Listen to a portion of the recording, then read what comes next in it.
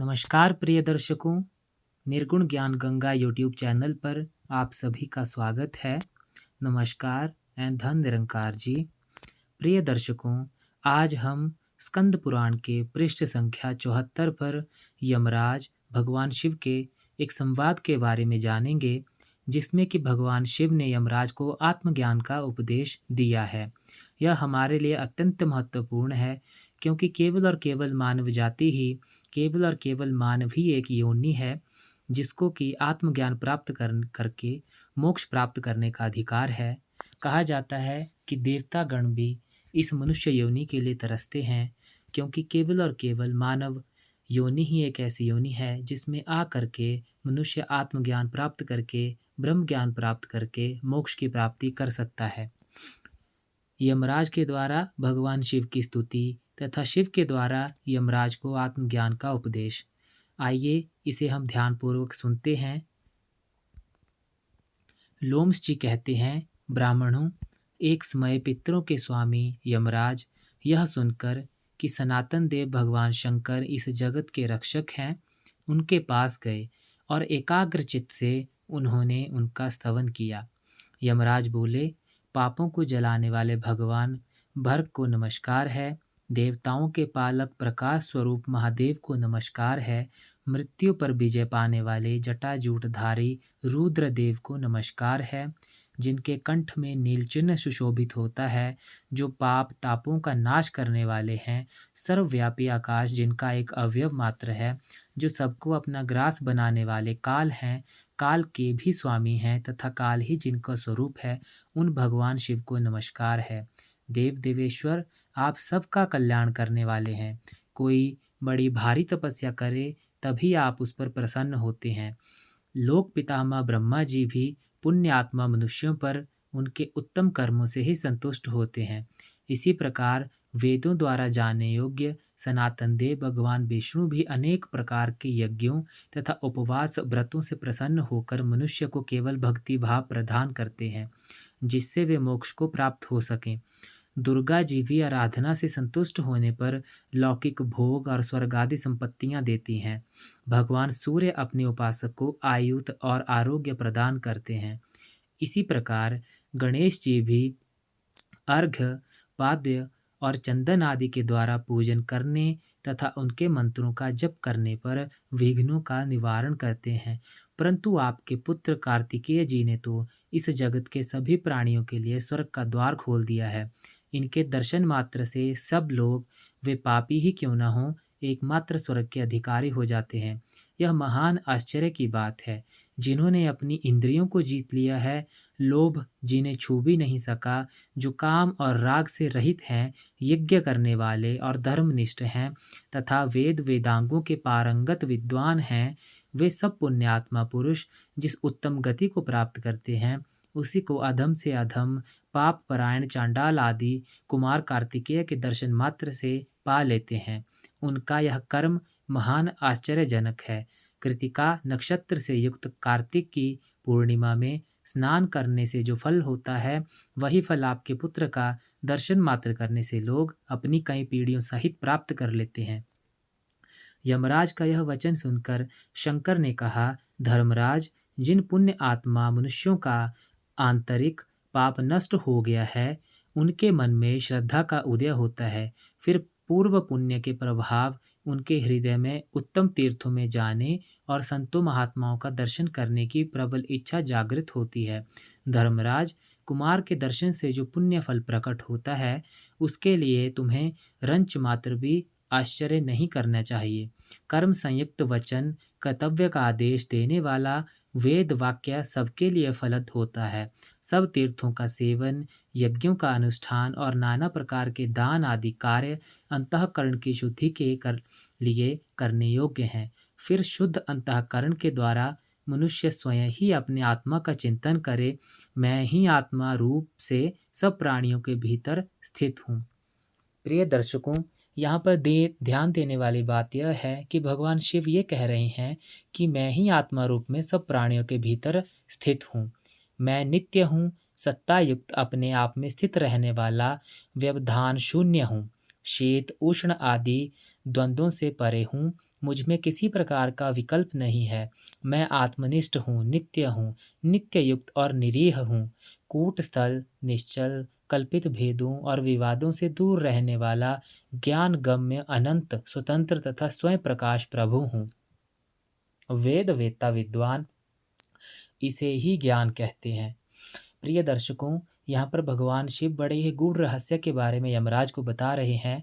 वे बता रहे हैं कि जिसे ब्रह्म ज्ञान कहा जाता है वो मैं ही हूँ। मेरा दर्शन करने वाले, जो मेरा इस निराकार रूप का दर्शन कर लेते हैं, वह जो है इस परमात्मा को पा लेते हैं। वही, इसी को जो है ज्ञान कहा जाता है, इसी को ब्रह्म ज्ञान कहा जाता है, इसी को आत्मज्ञान कहा जाता है।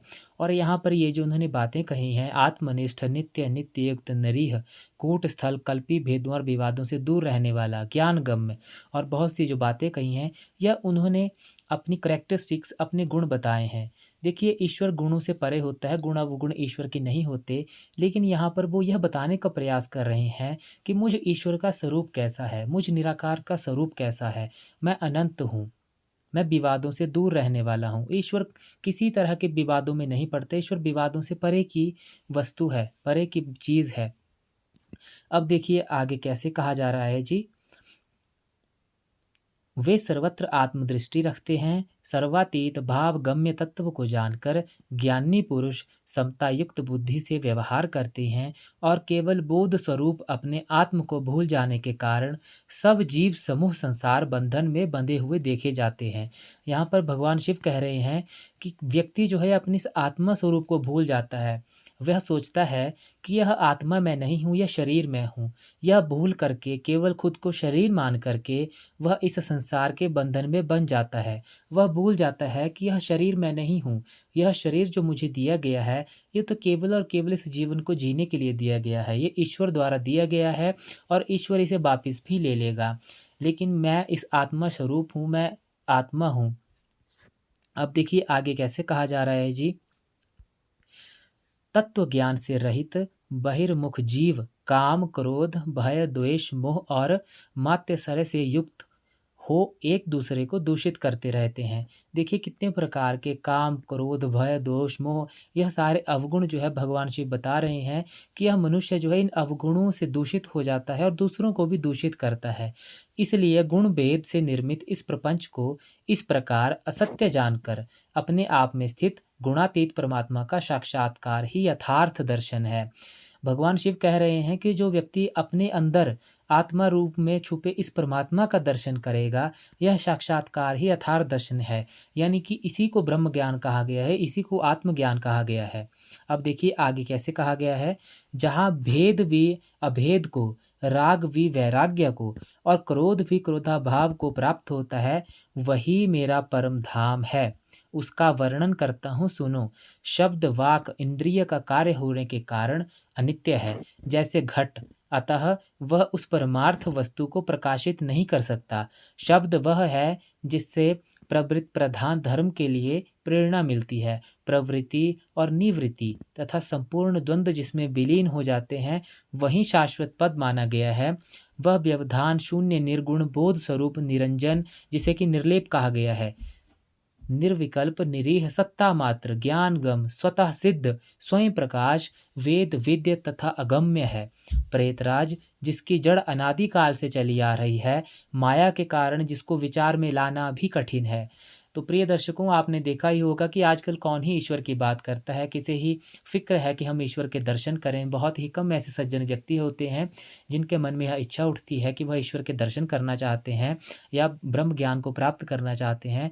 तो वही बात भगवान शिव यहाँ पर कह रहे हैं कि ऐसे बहुत से कम व्यक्ति हैं जो उस मायामय संसार से ऊपर उठकर तथा माया का सर्वथा परित्याग करके जो ममता और आसक्ति से रहित हो गए हैं, वे विकल्प शून्य नित्य पद को प्राप्त होते हैं। यानी कि इस परमात्मा को जान लेते हैं, मोक्ष प्राप्त कर लेते हैं। संसार कल्पना मूलक है, यह कल्पना ही नित्य की भांति प्रतीत होती है। जिन्होंने इस कल्पना को त्याग दिया है, वे परम पद को प्राप्त होते हैं, यानी कि वे मोक्ष को प्राप्त होते हैं। जैसे सीपी में चांदी की प्रतीति, सर्प में रस्सी की प्रतीति, सूर्य की किरणों में जल की प्रतीति मिथ्या है, उसी प्रकार नित्य परमात्मा में अनित्य संस्कार संसार की प्रीति भी प्रतीति भी मिथ्या ही है। आत्मा एक है, उसे जान लेने पर मनुष्य ममता और अहंकार से रहित हो जाता है। ऐसे आत्मज्ञानी पुरुष को बंधन कहाँ से प्राप्त हो सकता है? यहाँ पर प्रिय दर्शकों, यह बात कही जा रही है कि जिस भी व्यक्ति को, जिस भी मनुष्य को ये समझ आ गया कि ये आत्मा एक है, जो आत्मा मेरे अंदर है, जो ईश्वर का ये तत्व, ईश्वर का ये अंश मेरे अंदर है, वही दूसरे व्यक्ति के भी अंदर है। ऐसे आत्मज्ञानी पुरुष को बंधन कहाँ से प्राप्त होंगे? तो ऐसे मनुष्य को बंधन हो ही नहीं सकते। जब उसे पता चल जाएगा कि मेरे साथ जो व्यक्ति है, मेरे परिवार में जो व्यक्ति है, संसार में जो व्यक्ति हैं, हम सब आत्मा स्वरूप हैं, केवल यह शरीर अलग-अलग हैं। इन्हें शरीर के रूप भांति जब हम देखते हैं तो हमें वह भिन्नता प्रतीत होती दिखाई देती है। लेकिन यदि कोई आत्मा स्वरूप के दर्शन कर ले, आत्मा के बारे में जान ले, तो आत्मा तो सब में एक ही है, तो फिर अलग कहाँ से हुए? तो फिर मुझ में या दूसरे व्यक्ति में फ़र्क कहाँ रहा? तो ऐसा व्यक्ति फिर बंधन में नहीं फँसता। क्या कभी आकाश में फूल होना संभव है? ज्ञानी का संसार बंधन वैसा ही असत्य है जैसे खरगोश के सींग का होना। इसलिए अब इस विषय में बहुत सी व्यर्थ बातें कहने से कोई लाभ नहीं। विद्वान, जितेंद्रिय तथा वीतराग ज्ञानी पुरुष ममता परित्याग करके परम पद को प्राप्त करने की अभिलाषा रखते हैं। जिन्होंने ममत्व को त्याग दिया है और लोभ तथा मोह को दूर कर दिया है, वे काम क्रोध से हीन मानव परम का पद को प्राप्त होते हैं।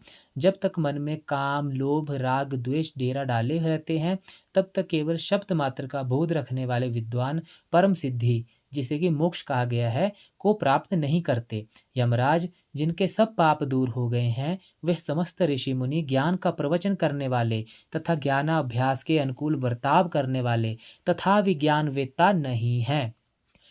यहाँ पर देखिए, बड़ी ही इंपॉर्टेंट बात भगवान शिव ने कही है कि वह मनुष्य जिनके सभी पाप दूर हो रहे हैं, जिन्होंने बहुत सारी भक्ति की है, लेकिन उन्हें ज्ञान नहीं है, वो ज्ञान वेत्ता नहीं है, वो इस ब्रह्म ज्ञान को नहीं जानते। ज्ञान ज्ञेय तथा ज्ञानगम्य वस्तु को जानकर ही मनुष्य ज्ञानी कहलाता है। यहाँ पर कहा यह जा रहा है कि जिनको ज्ञान नहीं है वो ज्ञान वेत्ता नहीं है, लेकिन जिस व्यक्ति को ज्ञान है, जो ब्रह्म को जानता है, इस आत्मज्ञान की जानकारी जिसे है, वही मनुष्य ज्ञानी कहलाता है। कैसे जानना चाहिए, किसके द्वारा जानने योग्य है और किसको जानना अभीष्ट है, वह वस्तु क्या है, यह सब बातें मैं तुम्हारी जानकारी के लिए संक्षेप से बतलाता हूँ।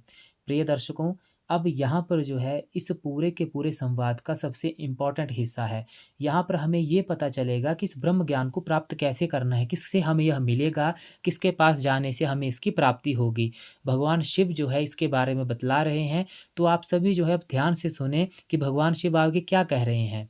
आत्मा एक ही है, तथापि भेद बुद्धि होने से वह अनेक सा दिखाई देता है। भगवान शिव कह रहे हैं कि जो आत्मा है, जो मनुष्य के अंदर ये आत्मा स्वरूप है, ये एक है। जैसी आत्मा मेरे अंदर है, जो अंश ईश्वर का मेरे अंदर है, वही दूसरे व्यक्ति के अंदर है। लेकिन इस संसार की माया के कारण, केवल शरीरों को देखने के कारण हमें यह अलग अलग दिखाई देता है।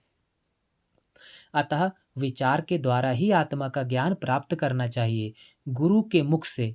यहाँ पर देखिए सबसे बड़ी बात कि हमें गुरु बनाना होगा, जिसे सतगुरु कहते हैं, जो कि हमें सत्य का ज्ञान देता है, जो कि आत्म ज्ञान देता है, जो कि ब्रह्म ज्ञान देता है। न जाने इस ज्ञान के कितने ही नाम हैं। तो यहाँ पर भगवान शिव कह रहे हैं कि गुरु के मुख से श्रवण के द्वारा तथा बलि भांति प्रयोग में लाए हुए विशेष मनन के द्वारा भी आत्म तत्व का साक्षात करना उचित है।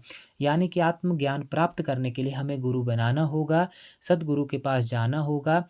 और सद्गुरु की एक ही पहचान है कि सद्गुरु वही है जो कि हमें इस ईश्वर के दर्शन करा दे, जो ब्रह्म ज्ञान हमें दे दे। और वो ब्रह्म ज्ञान क्या सही है, क्या वो बात हमें सही बताई गई है, यह हमें पता लग जाएगा जब हम इस ब्रह्म ज्ञान को वेदों में लिखी गई बातों के साथ मैच करेंगे।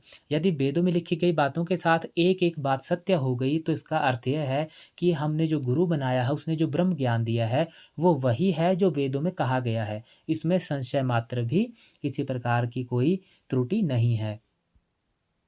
इस प्रकार आत्मा को जानकर मनुष्य अनायास ही बंधन से मुक्त हो जाता है। यह संपूर्ण चराचर जगत माया का जाल है। ममता से उपलक्षित होने वाला यह महान संसार मायामय है। ममता को दूर कर देने पर भी बंधन से अनायास छुटकारा मिल जाता है। मैं कौन हूँ, तुम कौन हो तथा महामाया के आश्रित रहने वाले अन्य लोग भी कहाँ से आए हैं, यह सारा प्रपंच बकरी के गले में लटके हुए स्तन की भांति निरर्थक है, निष्फल है, प्रकाशहीन है तथा धूम समूह की भांति निसार है। इसलिए यमराज, तुम सर्वथा प्रयत्न करके आत्म तत्व का चिंतन करो। लोम्स जी कहते हैं, भगवान शंकर के इस प्रकार उपदेश देने पर यमराज ज्ञानवान होकर उस समय साक्षात आत्म रूप में स्थित हुए। यानी कि भगवान शिव ने जो है यमराज को यह ब्रह्म ज्ञान दिया, यह आत्मज्ञान दिया, यमराज को ईश्वर के दर्शन कराए। वे कर्म से सबसे शासक हैं, सब प्राणियों को उनके कर्मानुसार दंड या पुरस्कार देते हैं। वे अपने चित्त को एकाग्र रखकर सदा सब भूतों तथा मनुष्य का कल्याण करते हैं।